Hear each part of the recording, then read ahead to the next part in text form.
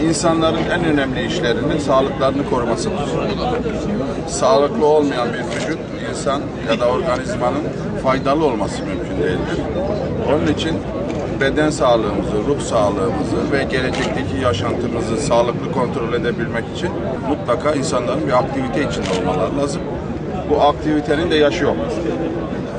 Küçük yaşlardan orta yaşlara, olgunluk yaşlarına, ondan sonra da gençlik bittikten sonraki dönemde de en son 100 yaşların üzerinde de insanların yapacakları kendilerine uygun bir spor branşı vardır. Ama bunların en uygunu tabii ki yürümedir.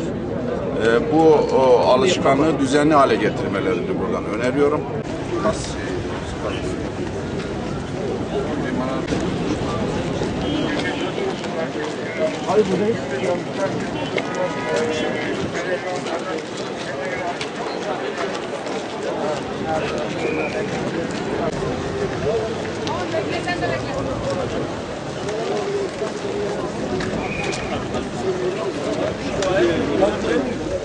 Organizasyonun yaptıkları için de teşekkür ediyorum. Dünya Yürüyüş Günümüz hayırlı olsun.